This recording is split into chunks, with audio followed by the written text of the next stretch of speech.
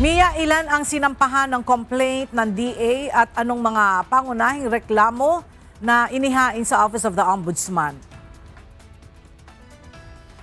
Magandang tanghali sa iyo, Ella. 6 na DPWH officials at 8 contractor mula sa Davao Occidental ang sinampahan ng reklamo ng Department of Agriculture sa Office of the Ombudsman ngayong araw.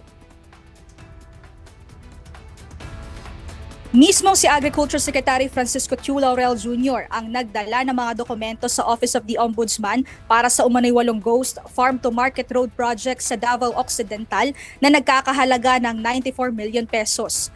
Kabilang sa inihaing reklamo ang graft, malversation, falsification of public documents, grave misconduct at serious dishonesty.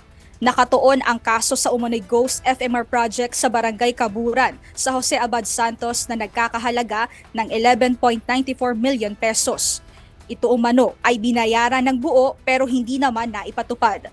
Ayon sa reklamo, pineke umano ng mga respondents ang statements of work accomplished, certificates of payments at disbursement vouchers upang palabasing tapos na ang proyekto at mailabas ang pondo ng gobyerno.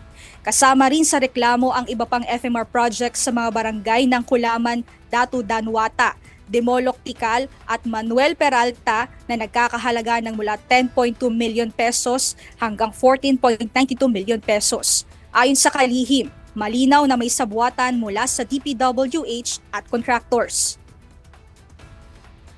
Siyempre, may kontrata. Yung kontrata dapat ginawa.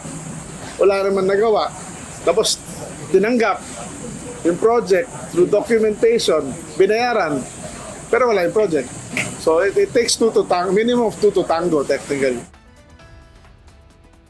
Ella, naniniwala si DA Secretary Francisco Chu Laurel na matibay o solid yung kanilang mga inihain na mga ebidensya dito sa Ombudsman. Kaya naman ang kanilang panawagan sa Office of the Ombudsman ay imbestigahan na at panagutin ang mga sangkot dito. At yan muna ang update. Balik sa iyo, Ella. Maraming salamat, Mia Alonzo.